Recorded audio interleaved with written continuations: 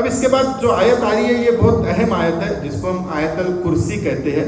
تو اس کے بارے میں بلکہ کہا گیا کہ یہ عظیم ترین آیت ہے قرآن مجید کی. رسول اللہ صلی اللہ علیہ وسلم نے ایک جگہ فرمایا کہ سورہ بقرہ میں ایک آیت ہے جس کو جو سیدۃ آیات القرآن ہے، جو تمام قرآن کی آیتوں کی سردار ہے، اور وہ آیت الکرسی ہے. تو اس کو سردار کہا. اور یہ اس کی اہمیت اس وجہ سے کہ اس میں توحید کا بیان ہے، اللہ کی توحید کا بیان ہے، اور اللہ کی بادشاہت کا، اللہ کی کرسی کا اس میں ذکر ہے. تو اس لیے یہ آیت بہت اہم آیت ہے، اور اس کی فضیلت کے بارے میں بہت سی حدیثیں وارد ہوئی ہے. ایک حدیث اس میں یہ ہے کہ ایک مرتبہ حضرت ابو ہریرہ رضی اللہ عنہ کو رسول اللہ صلی اللہ علیہ وسلم نے مال غنیمت کی نگہبانی پر مقرر فرمایا کہ آپ اس کی نگہبانی کرو، جو مال غنیمت ملا تھا. تو ایک شخص وہاں پہ آیا چوری کرنے کے ارادے سے، غلہ چرانے کے ارادے سے. تو حضرت ابوبکر نے اس کو پکڑ لیا اور کہا کہ میں تم کو حضور کی خدمت میں پیش کروں گا. تو اس نے کہا کہ نہیں، مجھے معاف کر دو، میں غریب ہوں، میں اپنے بیوی بچوں کے لیے غلہ چرانے آیا تھا، اب میں نہیں آؤں گا. تو حضرت ابوبکر نے ان کو چھوڑ دیا. پھر دوسری مرتبہ دوسرے دن پھر آئے ہو، پھر حضرت ابوبکر نے پکڑ لیا. پھر اس نے کہا کہ میں غریب ہوں اور مجھے چھوڑ دو، معاف کر دو، اب نہیں آؤں گا. پھر انہوں نے چھوڑ دیا. پھر تیسرے دن پھر وہ شخص آیا. تو تیسرے دن پھر حضرت ابو ہریرہ نے اس کو پکڑا اور کہا کہ اب تو میں تجھے نہیں چھوڑوں گا، اب تو میں تیرے کو حضور کی خدمت میں پیش کروں گا.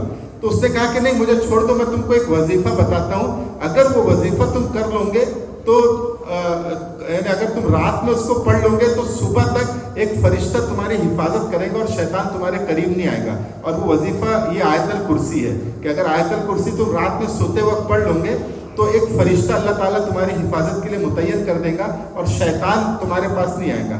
تو جب یہ پوری تفصیلات انہوں نے رسول اللہ صلی اللہ علیہ وسلم کو پیش کی تو رسول اللہ نے کہا کہ وہ جو آ رہا تھا وہ شخص اصل میں شیطان تھا، اور حالانکہ وہ بہت بڑا جھوٹا ہے، لیکن یہ بات اس نے صحیح بولی کہ اگر آیت الکرسی تم رات میں سوتے وقت پڑھو گے تو صبح تک ایک فرشتہ تمہاری حفاظت کرے گا اور شیطان تمہارے قریب نہیں آئے گا. یہ بات اس نے صحیح بولی، اس لیے کہ وہ شیطان ہے، اس کو بھی پتہ ہے کہ جو سورہ آیت الکرسی پڑھتا ہے میں اس کے پاس نہیں جا سکتا. تو اس نے یہ بات صحیح بولی.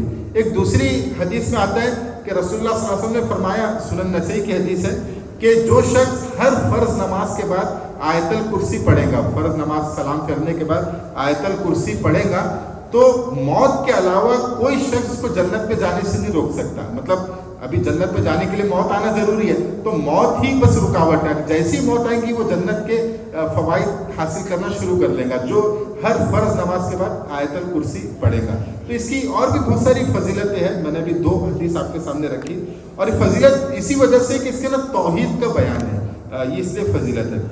تو یہ آیت ہے، اللہ لا الہ الا هو الحی القیوم لا تأخذه سنة ولا نوم له ما في السماوات وما في الارض من ذا الذي يشفع عنده الا باذنه يعلم ما بين ايديهم وما خلفهم ولا يحيطون بشيء من علمه الا بما شاء وسع كرسيه السماوات والارض ولا يؤوده حفظهما وهو العلي العظيم.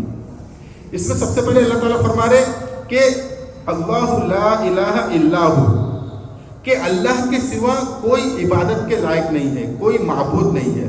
یہ توحید کا یعنی سب سے بڑا یہ بیان ہے. اس کے اندر توحید آ گئی کہ اللہ کے علاوہ کوئی معبود نہیں ہے، کوئی عبادت کے لائق نہیں ہے. پھر اللہ تعالیٰ اپنی کچھ صفات بتا رہے ہیں، اپنی کچھ کوالٹیز ایٹریبیوٹس بتا رہے ہیں کہ الحی، کہ وہ زندہ ہے. حی کہتے ہیں جو ہمیشہ سے زندہ اور ہمیشہ زندہ رہے گا. اس کے علاوہ اللہ کے علاوہ جتنی بھی مخلوقات ہیں، یہ انسان ہے، فرشت جن ہے، اسی طرح چرند ہے، پرند ہے، جتنی بھی جاندار مخلوقات ہیں، ان تمام چیزوں لوگوں کو موت آنی ہے. مطلب ایک تو یہ ہمیشہ سے نہیں تھے، ان کو پیدا کیا گیا اور پھر ان کو موت بھی آئے گی، ایک وقت کے بعد ان کو موت آ جائیں گی. لیکن صرف اللہ کی ذات ایسی ہے جو الحی ہے، یعنی جو ہمیشہ سے زندہ اور ہمیشہ رہیں گی.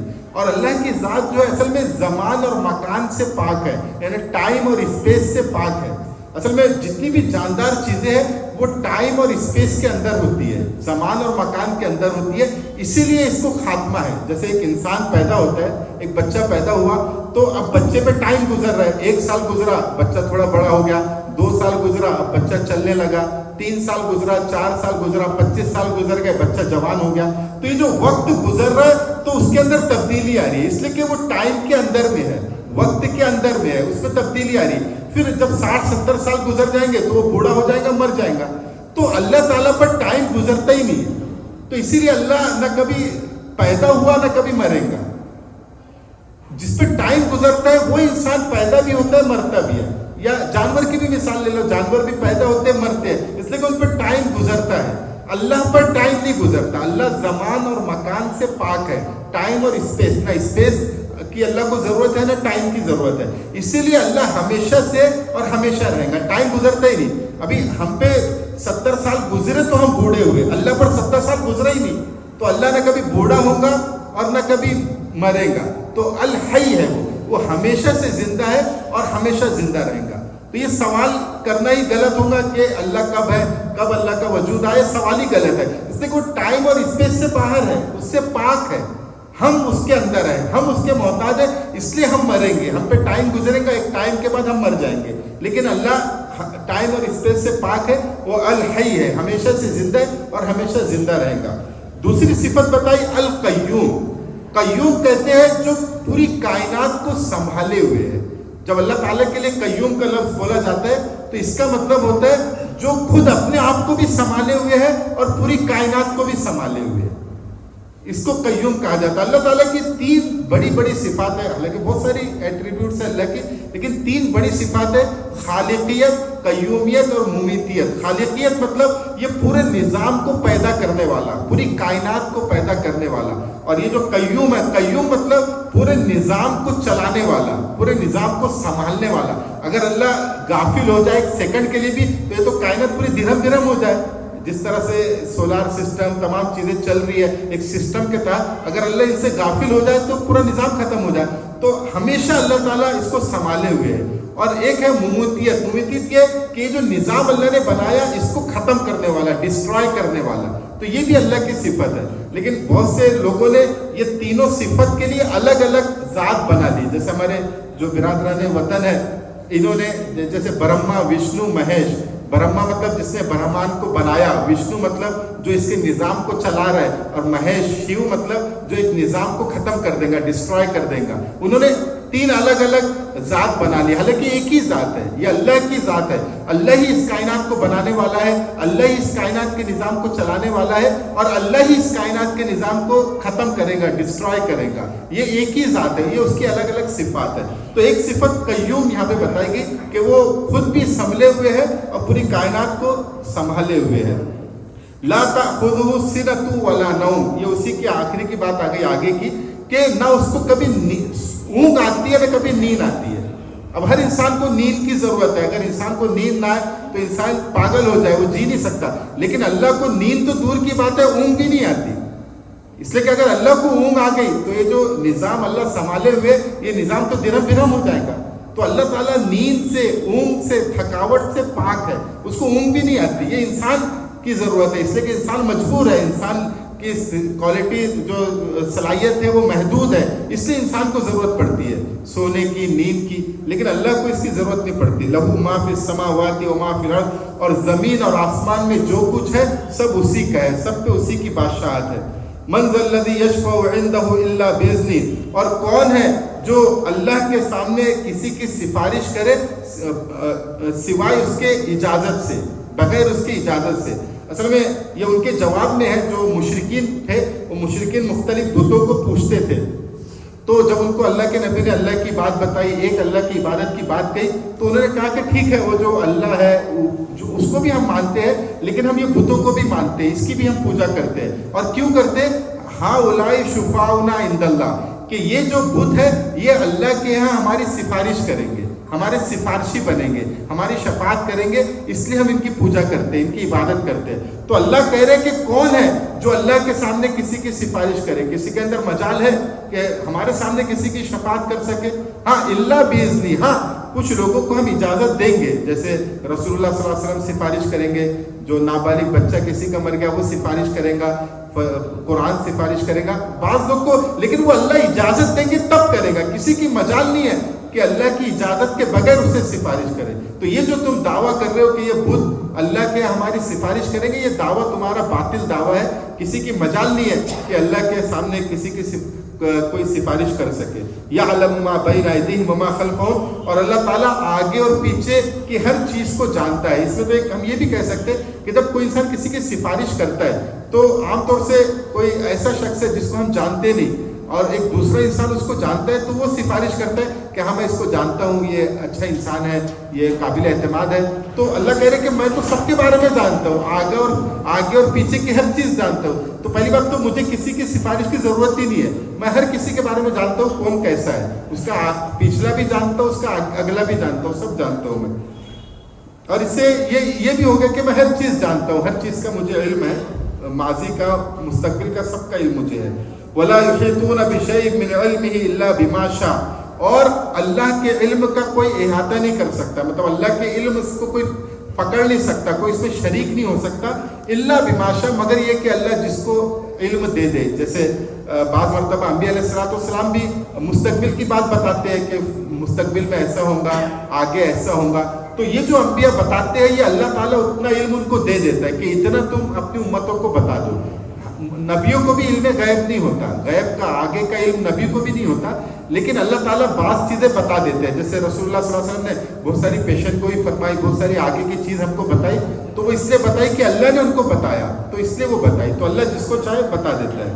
وسع کرسی السماوات والارض، اور اللہ کی کرسی جو ہے اس نے زمین آسمان کو گھیرا ہوا ہے، یعنی اتنی بڑی اللہ کی کرسی ہے کہ اس نے زمین آسمان کو گھیرا ہوا ہے. اب یہاں پر جو اللہ کہہ رہے کہ اللہ کی کرسی ہے جس سے زمین آسمان کو گھیرا ہوا ہے، اس پہ پورا اتنی وسعت وہ رکھتی ہے کہ زمین آسمان اس کے انڈر میں آ جاتے ہیں.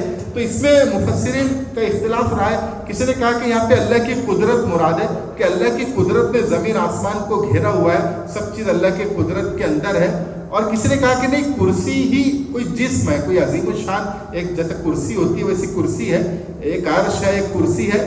تو وہ کرسی ایسی ہے کہ جس سے زمین آسمان کو گھیرا ہوا ہے. خیر اب اس میں کوئی بھی چیز ہو، لیکن یہ پتہ چل رہا ہے کہ اللہ تعالیٰ کتنا جلیل القدر شان کا مالک ہے. یہ جو زمین آسمان ہے کتنے وسعت رکھتے ہیں. ابھی آپ لوگوں کو اگر سائنس کا علم ہو، جو ایسٹرولوجر جو بتاتے ہیں کہ کائنات کتنی بڑی ہے، تو ہم دیکھ سکتے ہیں کہ کتنی بڑی کائنات ہے. تو یہ کائنات کے اوپر اللہ کی کرسی ہے. تو اللہ کی کرسی کیسی ہوگی اگر وہ جسم رکھتی ہوں گی؟ تو پوری آج جتنی کائنات ڈسکور ہو چکی ہے، ابھی تو سائنسداں کہتے ہیں کہ 5% ہی ہم کو پتہ چلا، اور وہ اتنی وسیع کائنات ہے کہ اگر کوئی لائٹ کی اسپیڈ سے اگر جائے گا تو کائنات کے آخری حصے تک پہنچنے کے لیے 63 ارب سال لگیں گے. 63 ارب سال لائٹ کی اسپیڈ سے اگر کوئی جائے گا، اتنی بڑی کائنات. اللہ کہہ رہے ہیں کہ اللہ کی کرسی اس سے زیادہ وسیع ہے. اور ایک روایت میں آتا ہے کہ اللہ کی کرسی کے سامنے پوری کائنات کی مثال ایک انگوٹھی کی طرح ہے. جیسے ایک انگوٹھی پڑی ہوتی ویسی کائنات ہے، اتنی بڑی کائنات. تو اللہ کی مطلب، لیکن ہاں یہ ہے کہ وہ کرسی ہے کیسی ہے، اللہ اس پہ بیٹھا ہے یا عرش پہ بیٹھا ہے، اس پہ ہمیں نہیں پڑھنا ہے، کیونکہ یہ ہمارا دماغ، ہماری عقل اتنی وسعت نہیں رکھتی، ہمارے اندر اتنی کیپیسٹی نہیں ہے کہ ہم اس کا احاطہ کر سکیں، اس کو سمجھ سکیں. اس سے ہمیں اس پہ بحث نہیں کرنا ہے. اور جو اہل سنت والجماعت کا عقیدہ یہی رہا کہ ہمیں اللہ کی صفات پر غور کرنا ہے، اللہ کی ذات پر غور نہیں کرنا ہے. اس سے کہ اللہ کی ذات ہمارے دماغ میں آ ہی نہیں سکتی. وہ اللہ لامحدود ہے اور ہمارا محدود دماغ ہے، تو ہم اللہ کی ذات کو سمجھ ہی نہیں سکتے. اس لیے ہمیں اللہ کی صفات پر غور کرنا ہے، اللہ کی ذات پر غور نہیں کرنا ہے. ہاں اللہ کی صفات، اللہ رزق دینے والا ہے، تو کیسے اللہ رزق دیتا ہے، یہ دنیا کا نظام کیسے اللہ چلا رہا ہے، اس پر غور کرنا ہے تاکہ ہم اللہ کا اور شکریہ ادا کریں اور اللہ سے قریب ہو، لیکن ذات پر غور نہیں کرنا ہے.